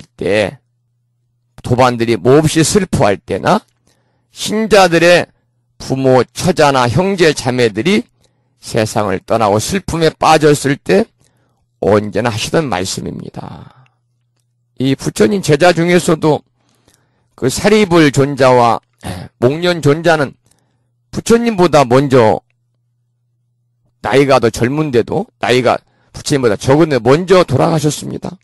먼저. 또 부처님의 그 불교 교단의 최초의 비구니 마하파자파티 부처님의 그 양모이자 이모인 마하파자파티 부처님보다 먼 세상을 떠났어요. 그럴 때 뭐라고 말씀하셨느냐? 자기 자신에게 의지하고 진리의 가르침에 의지하라. 그리고 다른 것에 의지하지 말라. 자기 자신을 등불로 삼고 진리의 가르침을 등불로 삼아라. 그리고 다른 것은 등불로 삼지 말라. 자기 자신을 편히 쉴 곳으로 삼고 진리의 가르침을 편히 쉴 곳으로 삼아라. 그리고 다른 것을 편히 쉴 곳으로 삼지 말라. 여러분들이 너무나 잘 아시는 그런 내용이죠. 자등명, 법등명하고 자귀, 법귀하라. 그리고 방일하지 말고 부지런히 불방일 정진하라. 이게 부처님께서 이제 유언처럼 하신 말씀이지만은 부처님이 그토록 아끼는 제자가 먼저 세상을 떠나고 도반들이 슬퍼할 때라든지 또는 신자들의 부모, 처제나 형제, 자매들이 세상을 떠나고 슬픔에 빠졌을 때 하시던 말씀이에요. 이게 이제 반열반경에 나오는 그러한 경전의 말씀이죠. 자등명, 법등명하고 자귀, 법귀하라. 그리고 재행무상하니 불방일 정진하라. 모든 것은 다 무상하니 방일하지 말고 부지런히 정진하라. 그렇게 말씀하셨습니다. 불교를 믿는 사람이 일정하게 의지할 것이 없어 방황하는 인생이 될 수는 없습니다. 여러분들은 의지하는 곳이 있죠? 세 가지에 의지하라고 그랬잖아요. 불, 법, 승에 의지해야 됩니다. 우리가 너무나도 소중한 인생을 살면서, 우리 인생이 단 한 번이잖아요. 단 한 번뿐인 인생을 살면서 마음에 일정하게 의지하는 것이 없다면 그것은 불행 중에 불행입니다. 예컨대 우리가 기독교인들은 하나님을 의지합니다. 항상 주여를 입에 달고 살아요. 주여. 또 천주교인들도 마찬가지예요. 우리 불자들은 부처님에게 의지하고 부처님의 가르침에 의지하고 그리고 성가 공동체에 의지를 해야 됩니다. 예컨대 낯선 도시를 처음 방문한 사람이 우선 해야 할 일이 무엇입니까? 밤의 휴식을 위해서 편안하고 경제적인 숙소를 찾는 일입니다. 그런 숙소를 찾게 되면 짐을 그 숙소에 풀어놓은 다음에 느긋한 마음으로 도시의 여러 곳을 두루두루 구경할 것입니다. 그렇지 않으면 휴식할 곳을 찾기 위해서 어두운 밤거리를 헤매야 합니다. 우리가 어디 여행 갈 때 가장 먼저 정하는 것이 숙소잖아요, 숙소. 그리고 그 지역에 딱 내리면 숙소부터 가서 우리가 캐리어를 딱 풀고 짐을 풀어놓고 그리고 나와서 이제 자유롭게 이제 근교에 있는 맛집도 가고 근교에 있는 유적도 보고 근교에 있는 그러한 이 관광지도 둘러보고 그러잖아. 이와 마찬가지로 자기 자신과 진리의 가르침 속에서 영원한 휴식처를 찾은 후에야 이 세상의 첫 방문자인 우리들은 두려움 없이 일상적인 일들을 할 수 있습니다. 그렇지 않으면 그 무지와 어리석음의 어두움과 악업의 무서운 밤이 우리들을 덮칠 것입니다. 그때 고통은 말할 수가 없을 것입니다. 인생이라는 항해에는 무엇보다 의지하는 것이 있어야 되고 앞길을 밝히는 등불이 있어야 합니다. 여러분 불법삼부에 의지하시고 자등명, 법등명 하시고 자귀, 법귀 하셔서 모두 다 불방일 정진하시기 바랍니다. 376쪽에 3번 지옥문 앞에서도 거기를 보겠습니다. 자, 그럼 본문을 함께 읽어보지요. 다시 또 지장보살이여 미래세 가운데 하늘이나 사람이 업의 보응에 따라서 악두에 떨어지는데 악두에 떨어질 때에 다다라서 혹 악두의 문 앞에 이르렀더라도 이 모든 중생들이 만약 한 부처님의 이름이나 한 보살의 이름이나 한 구절이나 한 개송의 대승경전을 이으면 이 중생들을 그대의 유신력과 방편으로 구제하여 이 사람 앞에 가없는 몸을 나타내어 지옥을 부수어 버리고 하늘에 나게 하여 수승한 즐거움을 받도록 하라. 그때 세존께서 개송을 설하여 말씀하셨다. 현재와 미래의 천인과 인간들을 내 지금 간절히 그대에게 부촉하노니 대신통력과 방편으로 제도하여 모든 악두에 떨어지지 않게 하라. 흔히 지장보살은 지옥문 앞에서 죄를 지어 지옥으로 끌려 들어가는 사람들을 향해서 눈물을 흘리면서 간절한 법문을 들려주며 지금 이 순간이라도 마음을 고치고 참여하라. 그리고 지옥의 고통에서 벗어나라. 이렇게 외치고 계신다고 알려졌는데 그 장면이 바로 여기다 그 말이에요. 우리가 지장보살은 그렇게 얘기하잖아요. 지금 이 시간에도 지옥문 앞에서 하염없는 눈물을 흘리시면서 지옥 중생들을 제도하고 계신다. 그렇게 말을 합니다. 하염없는 눈물을 흘리면서 간절한 법문을 하는 거예요. 지옥 중생들에게 지금 이 순간이라도 마음을 고쳐먹고 참여하라. 그리고 지옥의 고통에서 벗어. 이처럼 참여기도의 공덕이 지옥의 고통에서까지 벗어날 정도로 수승하다는 거지요. 고통받는 중생들이 있는 곳이면 어디든 다 가없는 몸을 나타내 설법하는 지장보살이 되라는 부처님의 당부로 인해서 지장보살은 지옥문 앞에서도 죄 많은 중생들을 기다리고 계시는 신세가 됐습니다.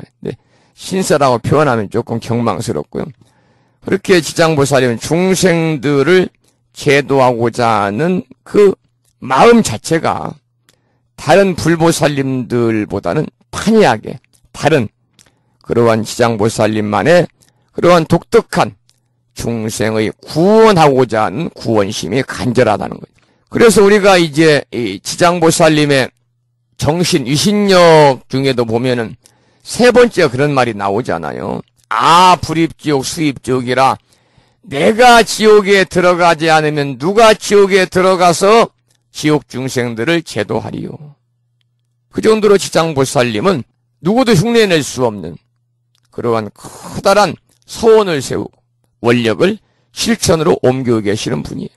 불보살의 이름이나 대승경전의 한 구절만이라도 외우면 지옥에서 벗어날 수 있는 인연이 된다. 우리가 평상시에 여러분들이 불보살님의 이름을 많이 불러서 명호를 많이 부르고 연부를 많이 하시고 그리고 경전을 여러분이 많이 읽으셔야 됩니다. 심지어 대승경전의 한 구절만이라도 외우면 지옥에서 벗어날 수 있는 인연이 된다고 그랬잖아요. 한 생각 작은 마음이 온 정신세계를 지배하는 기초가 되기 때문입니다. 마음의 이치이기 때문에 이건 시간이 걸리는 것도 아닙니다. 천만년의 깊은 어둠도 한순간에 불빛으로 밝아질 수 있고 산더미 같은 나무 무더기도 하나의 성냥불로 흔적도 없이 태울 수가 있습니다.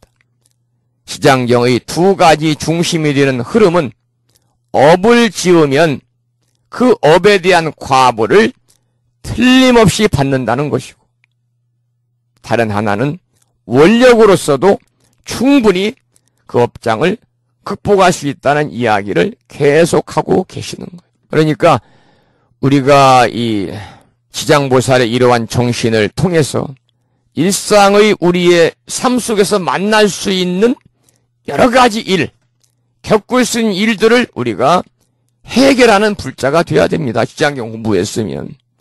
그러기 위해서는 우리가 지장보살의 그러한 정신, 중생들을 다 제도하고 난 뒤에 깨달음을 이루겠다. 지옥에 텅 비지 않으면 결코 성불하지 않겠다. 내가 지옥에 들어가지 않으면 누가 지옥에 들어가겠는가 하는 세 가지의 원력을 여러분이 담아서 이 지장보살의 원력이니까 이 지장보살의 그 원력을 우리가 가지게 되면 우리가 알게 모르게 지은 원력만 강력한 원력을 가지면 알게 모르게 지은 업장마저도 소멸시킬 수 있다. 바로 그런 말이죠. 우리의 마음속에서 업장의 두께를 뚫고 올라오는 강인한 생명력, 곧 원력이 있으면 업장은 결코 문제가 되지 않는다는 사실을 이 지장경에서 강조하고 있습니다. 이것이 바로 지장경의 특징이고 지장경의 뛰어난 점입니다. 업을 지으면 누구나 과보를 받아야 마땅하지만 그 과보도 문제가 되지 않는 것은 강인한 원력이 있기 때문이라는 사실을 말하기 위해서 지장경은 존재하고 있는 것이다. 중요한 그런 메시지입니다. 중요한 메시지. 지장보살은 궁극적으로 강인한 원력, 하늘을 찌른 원력의 힘으로 중생을 제도하기 때문에 우리가 지장보살님을 원력보살이다. 원력 자체다 그러거든요. 우리도 이처럼 강한 원력을 가지고 살아간다. 어떤 업장도 극복할 수 있다. 이것은 우리가 가진 업장보다 더 강력한 원력을 가질 때 업장이 극복될 수 있기 때문에 그렇다 그 말입니다. 378쪽에 4번 보겠습니다. 지장보살의 다짐입니다. 함께 읽어보겠습니다. 짤막한 본문이니까. 그때 지장보살 마살이 호옥에 합장하고 부처님께 사류였다. 세존이시여 원컨대 세존께서는 심려하지 마십시오. 미래세 가운데 만약 선남자와 선여인이 부처님의 법 가운데서 일념으로 공경하면 저도 또한 100,000가지 방편으로 이 사람을 제도시켜 생사 중에서 빨리 해탈을 얻게 하겠습니다. 그런데 어찌 여러 가지 좋은 일을 듣고 생각에 수행하면 자연히 최상의 도에서 영원히 퇴전하지 않게 하는 일이겠습니까? 이 지장보살이 이 성할 부처님에게 한 말씀이에요. 세존께서는 심려하지 마시라. 내가 알아서 하겠다 그 말이죠. 이 부처님께서는 지장보살에게 현재와 미래의 천인과 무리를 내 지금 은근히 그대에게 부축하니까 너의 대신통력과 방편으로 제도해서 일체 중생을 모두 악취에 떨어지지 않도록 하라, 그런 얘기입니다. 그러니까 지장보살의 표현대로 한다면 우리는 부처님께서 지장보살에 맡기고 간 중생이죠. 여러분이나 저나 다 부처님께서 지장보살에게 맡기고 간 중생이다. 또 고집 세고 말 안 듣고 억세고 다루기 어려운 말세 중생들은 지장보살의 높은 원력이 있어야만 제도될 수 있는 그러한 처지라고도 볼 수 있겠지. 근래에 와서 지장기도가 성행하는 것이 크게 바람직한 것은 아니라는 생각이 든다. 왜냐하면 그만큼 우리 중생들이 억세다는 겁니다. 말을 안 듣고 억세고 다루기 어렵다는 뜻이기도 하기 때문입니다. 부처님의 개송을 듣고 지장보살이 무릎을 꿇고 호기에 합장하고 부처님께 염려하지 말라고 말하잖아요. 그리고 계속해서 미래세 가운데 만약 선남자와 선여인이 불법 중에서 일념으로 공경하면 백천가지 방편으로 이 사람들을 해탈시켜서 생사 중에서 빨리 벗어나게 할 것이고, 착한 일을 듣고 생각에 수행하는 이들에게는 무상도에서 영원히 물러나지 않겠다라고 다짐을 하는 내용까지 봤습니다. 그러면 우리가 처음에 이제 말씀드린 지장경의 28가지 이익, 또 지장보살의 본원의 7가지 이익, 여기가 이제 지장경의 마지막 부분인데요. 본문을 함께 읽어보죠. 여기는 28가지 이익은 우리가 쭉 읽기만 해도 다 이해가 되는 내용이니까 함께 읽어보겠습니다. 이 말씀을 설하실 때 법회 중에 한 보살이 계시니 이름은 허공장이었다. 허공장 보살의 부처님이 사료여 말씀드렸다. 세존이시여, 저는 도리천궁에서 와서 열애께서 지장보살의 유신력이 헤아릴 수 없음에 대해 찬탄하심을 들었습니다. 미래 세중에 만약 선남자와 선여인과 일체의 하늘과 용이 이 경전과 지장보살의 이름을 듣고 혹 형상에 우러러 예배하면 몇 가지의 복리를 얻게 됩니까? 원컨대 세존께서는 미래와 현재의 일체 중생들을 위하여 간략하게 설명하여 주십시오. 부처님께서 허공장 보살에게 말씀하셨다. 자세히 듣고 자세히 들어라. 내 그대를 위하여 분별하여 말하겠다. 만약 미래세에 선남자와 선여인이 지장보살의 형상을 칭견하거나 이 경을 듣거나 독송하거나 향과 꽃과 의복과 음식과 진기한 보배로서 보시하며 공양하고 찬탄하고 우러러 예비하면 28가지 이익을 얻게 된다. 첫째는 하늘과 용이 보호하며, 둘째는 선한 과보가 날로 증가되며, 셋째는 성스럽고 훌륭한 인연이 모이며, 넷째는 보리심에서 물러나지 않으며, 깨닫고자 하는 마음이 보리심이니까요. 다섯 번째는 의식이 풍족하며, 여섯 번째는 전염병에 들지 않으며, 일곱 번째는 물과 불에 재난이 없으며, 여덟 번째는 도적에 액난이 없으며, 아홉 번째는 사람이 보고 공경하며, 열 번째는 귀신들이 돕고 지킬 것이. 여기서 말하는 귀신은 선신을 얘기합니다. 11번째는 여자는 남자의 몸으로 바뀌며, 12번째는 왕과 대신의 딸이 될 것이며, 13번째는 단정한 상호를 얻을 것이며, 14번째는 천상에 나는 일이 많을 것이며, 15번째는 간혹 제왕이 될 것이며, 16번째는 숙명통을 얻을 것이며, 오늘 아침 방송에서 제가 오신통, 육신통을 얘기를 하면서 숙명통에 대해서 잠깐 말씀을 드려요. 아침방 들으신 분들은 조금 이해를 하시겠습니다만은, 숙명통이라는 것은 뭐냐면 자기 자신은 물론이거니와 육도, 천상에서 인간까지 육도를 윤회하는 모든 중생들의 전생과 금생과 후생의 일을 훤히 다 꿰뚫어보는 그러한 초능력적인 그러한 이 초인간적인 능력을 숙명통이라고 그럽니다. 숙명통.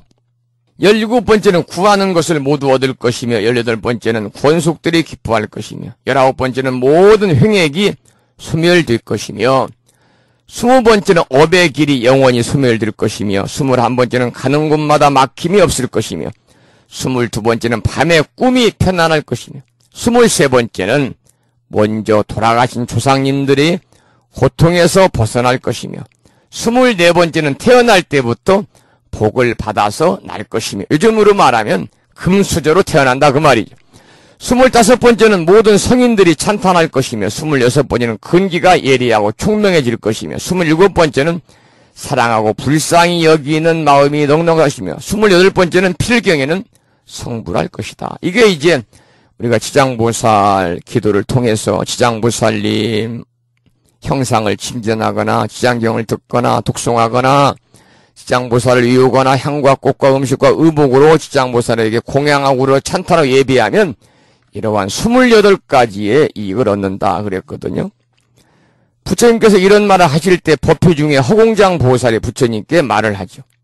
허공장 보살은 도리천궁에서 와서 지장보살의 위신력이 정말 크다는 사실을 듣게 되었다고 말합니다. 그리고 미래세 만약 선남자와 선여인 일체의 천령이 이 경전과 지장보살의 이름을 듣고 혹은 형상을 우러러 예비하면 몇 가지의 복과 이익이 있느냐고 물었는데 거기에 대해서 부처님이 허공장 보살에게 답하기를 28가지의 이익이 있다 그렇게 말씀을 한 거죠. 이것은 이제 지장보살의 위신력을 찬탄하시면서 거기에 따른 공덕을 얘기한 겁니다. 그러면 383쪽에 지장보살 본원의 7가지 이익입니다. 본문을 읽어보겠습니다. 다시 또 허공장 보살이요. 만약 현재와 미래에 천룡과 귀신이 지장보살의 명호를 듣고 지장보살의 형상에 예비하며 혹 지장보살의 본래의 소원 등에 관한 일을 듣고 수행하고 찬탄하며 우러러 예비하면 7가지의 이익을 얻는다. 첫째는 성인의 지위에 빨리 오를 것이며 두 번째는 악업이 소멸될 것이며 세 번째는 모든 부처님이 보호할 것이며 네 번째는 보리심에서 물러서지 않을 것이며 다섯 번째는 본래의 힘이 더욱 증가할 것이며 여섯 번째는 숙명을 모두 통할 것이며 일곱 번째는 필경에 성불하리라. 그러니까 부처님께서는 허공장 보살에게 만약 현재와 미래의 천룡과 귀신이 지장보살의 명호를 듣고 지장보살의 형상에 예비하고 지장보살의 본래 소원 등에 대한 일을 듣고 그것을 받아들이고 찬탄하며 우러러 예비하면 방금 읽은 것처럼 7가지 이익을 얻는다고 부처님 말씀을 하시죠. 앞에서 말한 28가지를 말할 때나 방금 말한 7가지를 말할 때 모두 끝에는 뭐가 나옵니까? 필경에는 성불할 것이다. 필경에는. 그래서 모든 경전은 경전의 가르침대로만 하면 최상의 경지인 성불의 경지에 이를 수 있다고 하였는데 중생들을 권유해서 구제하겠다는 대자대비의 원력을 불보살의 삶의 전부로 생각하기 때문에 모든 경전의 마지막에는 그 경전의 가르침대로만 하면 최상의 경지인 성불에 이를 수 있다고 이야기하고 있습니다. 성불은 결국 중생을 제도하는데 그 뜻이 있죠. 성불은 중생을 제도하는데 그 뜻이 있습니다. 중생들을 외면한 부처님이나 중생들을 외면한 보살은 상상할 수 없기 때문에 중생을 건지는 일이야말로 곧 부처님의 일입니다. 그래서 지장보살과 같이 고통받는 중생을 위해 사는 삶이 바로 성불 그 자체다 그 말이죠. 자, 이제 오늘은 좀 열심히 달려왔습니다. 마지막 이제 꽃비가 내리다. 이제 본문은 짤막하니까 함께 읽어보겠습니다. 마지막이니까요.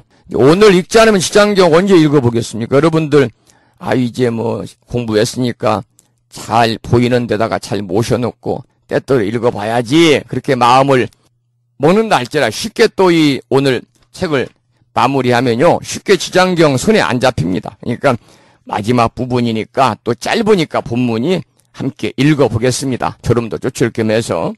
그때의 시방의 모든 곳에서 오신 말로는 다 표현할 수 없는 일체의 모든 부처님과 대보살과 천룡팔부들이 서가모니 부처님께서 지장보살의 대의신력이 불가사의하다고 칭찬하심을 듣고 일찍이 없었던 일이라고 찬탄하였다.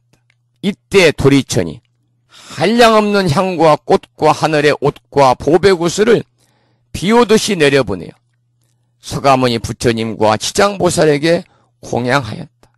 그리고는 모든 대중들이 함께 다시 우러러 예배하고 합장하며 물러갔다. 여기까지의 지장보살 본원경 마지막 단락입니다. 여기서 일체의 모든 부처님과 대보살과 천룡팔부들이 등장하는 것은 말하자면 서가모니 부처님께서 지장보살에 대해서 끝없이 찬탄하고 지장보살의 공덕이 한량이 없어서 무량대복을 받는다는 말씀에 장엄으로 동참하는 것입니다.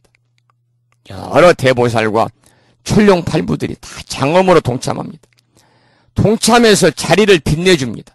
그것도 크게 복을 짓는 일입니다.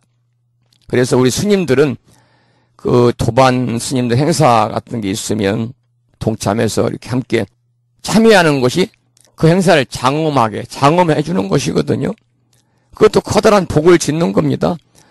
여러분들 이 도반들 부모님들이나 가족들 돌아가셔서 49제라든지 천도제 할 때 그 49년 천도제에 함께 동참을 해서 함께 경을 읽고 또 함께 우리가 연불도 하고 오면 그 장엄이거든요. 함께 앉아있는 그 자체로 장엄이에요. 우리가 천도제나 49제 할 때 사람이 아무도 없고 서너 명 와 있으면 얼마나 썰렁합니까? 그런데 거기에 꽉 차게 몇십 명이 앉아있으면 얼마나 장엄합니까? 그 앉아있는 그 자체만으로도 자리를 빛내주는 것일 뿐만 아니라 크게 복을 짓는 일이니까. 여러분들께서 그 이 제적사찰이나 인연사찰의 크고 작은 행사, 크고 작은 각종 법회에도 꼭 참석하세요. 기회가 되면 자리를 빛내주는 것이고 그 자체가 커다란 복을 짓는 겁니다. 여기서도 장엄해주는 의미로 여러 부처님과 보살들이 함께하고 있잖아요. 그래서 부처님과 보살들이 있음으로 서가모니 부처님 설법이 더욱 돋보이고 더 빛나고 또한 증명이 됩니다. 다시 말해서 삿된 마군들의 말이 아니라 정설이라는 사실이 증명된다, 그런 뜻입니다. 도리천에서 한량없는 꽃과 하늘의 옷과 구슬을 비오듯이 내려서 서가모니 부처님과 지장보살에 공양을 했잖아요. 이 감동적이고 훌륭한 법우자리에 축하하는 뜻에서 도리천은 하늘의 꽃비를 내리듯이 내렸다. 훌륭한 법석을 축하하기 위해 도리천에서 이렇게 꽃비를 내린 거죠. 지장보살 본원경은 여기서 다 끝났지만 우리는 경전의 말씀을 반복해서 여러분 읽어야 합니다.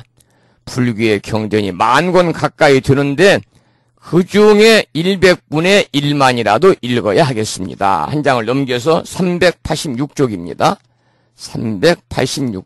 여기서 한번 우리가 마지막으로 지장경 핵심적인 내용을 한번 살펴보겠습니다.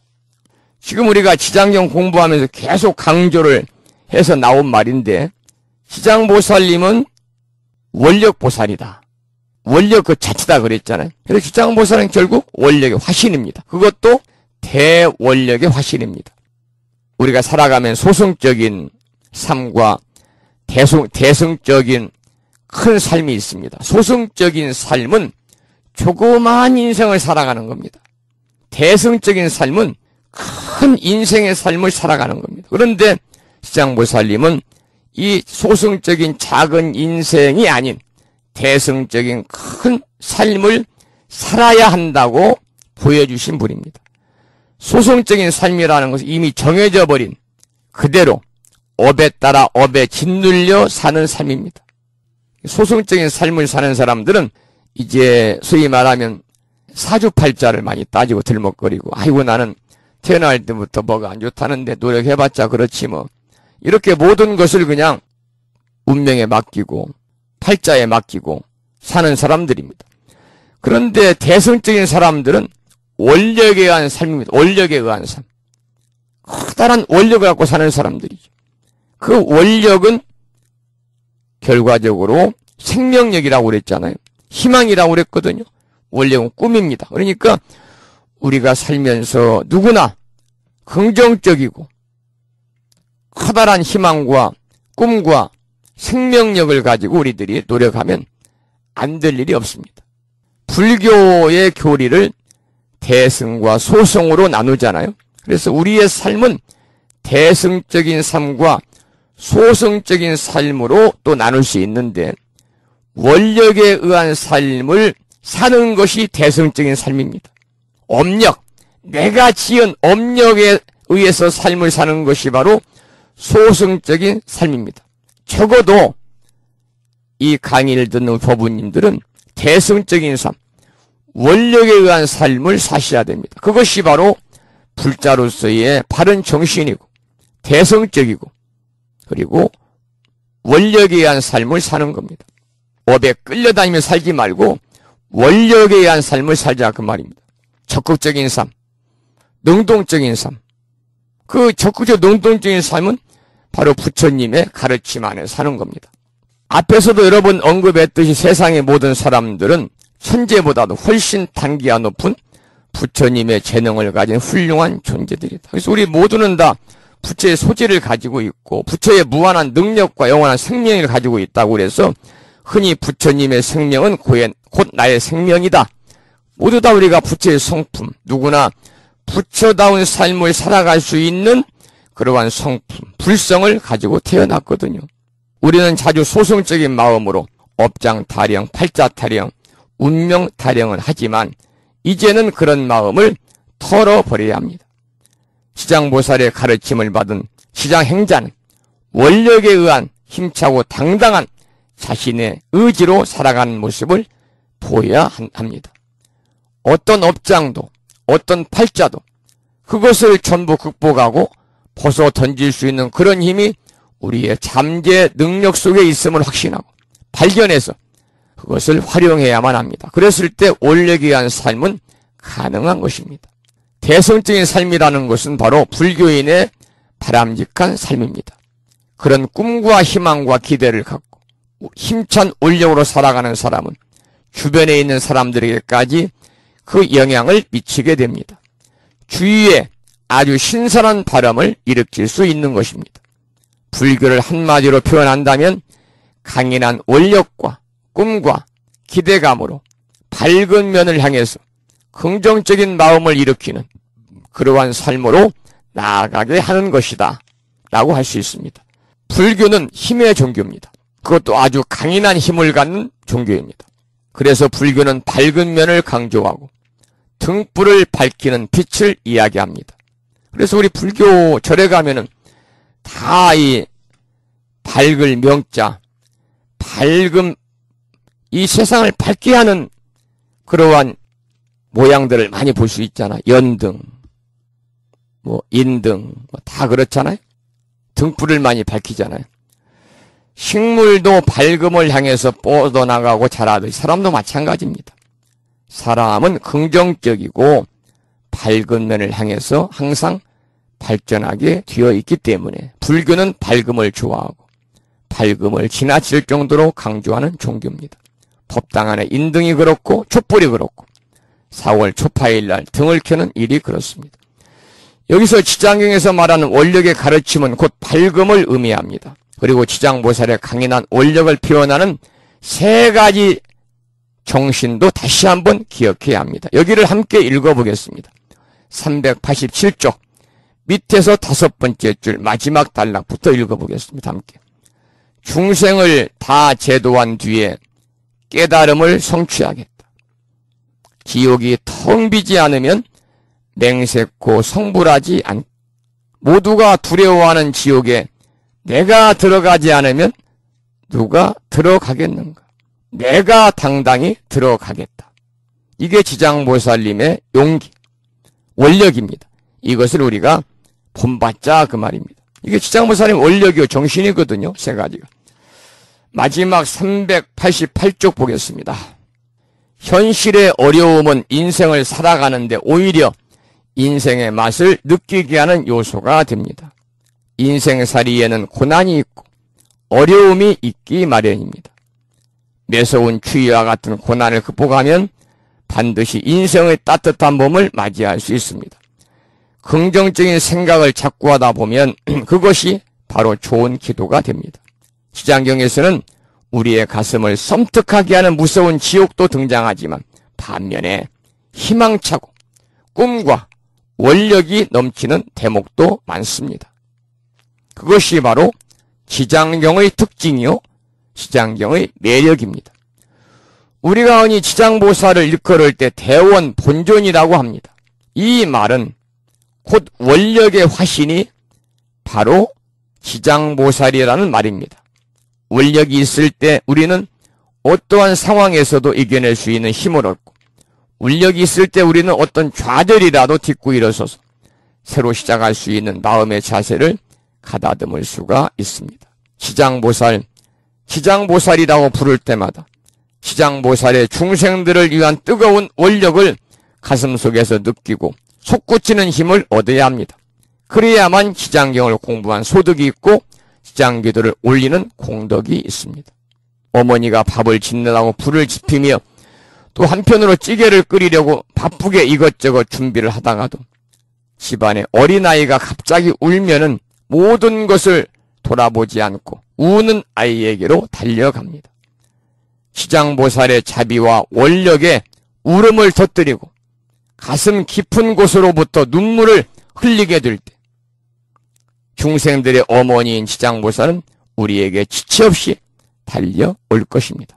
자, 이렇게 해서 이제 13장 종로 인천품까지 해가지고 22번에 걸쳐서 그러니까 시간으로 말하면 44시간 동안 공부를 통해서 지장경을 한번 공부를 했습니다. 우리가 지장보살 기도를 하지요. 많이 합니다. 하면서 지장경을 체계적으로 이렇게 한번 정도 공부하기는요. 우리가 절에 다니면서도 쉬운 일이 아닙니다. 어쨌든 여러분은 중간에 빠진 분들이 할지라도 지장보살 본원경의 그러한 경전의 말씀을 여러분이 6개월 동안 공부를 해서 커다란 보람이다. 불자로서의 보람이다. 이렇게 생각하고 이제 마지막으로 우리 법우님들에게 당부드리고 싶은 것은 우리가 지장보살 공부를 했으니까 지장경을 공부했으니까 여러분 모두 지장행자가 돼가지고 여러분들이 지장보살님의 그러한 어느 누구도 흉내낼 수 없는 정신 그게 바로 지장보살의 원력이니까요. 여러분이 실천으로 옮기십사 그런 당부의 말씀을 드립니다. 지장보살은 자기를 희생해서 남을 구제하는 보살입니다. 곤경에 처한 이웃을 보면은 스스로 몸바쳐 어려움을 해결해주고 그 공덕으로 자기도 구원될 것으로 믿고 실천하는 분이 바로 지장보살입니다.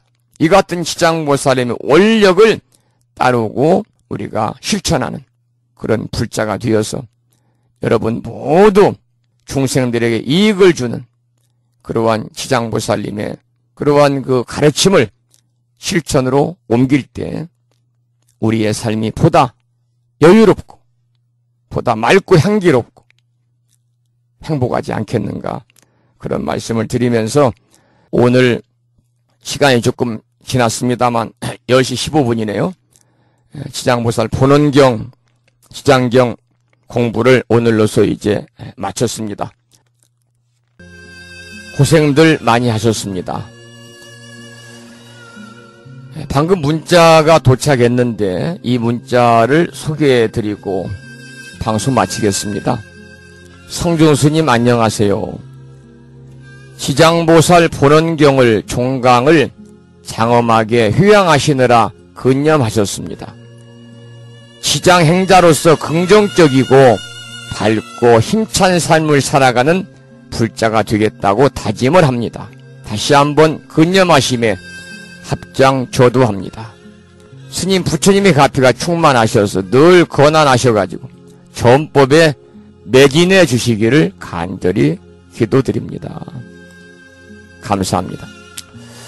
그렇잖아요. 제가 원을 세우고 있습니다. 부처님, 65세까지만 좀 부처님 말씀을 인터넷을 통해서 많은 분들에게 좀 전할 수 있는 건강을 좀 주십시오. 이제 앞으로 한 4년 남았습니다마는 그렇게 원을 세우고 있습니다. 부처님께서 두루두루 잘 보살펴 주시겠지요.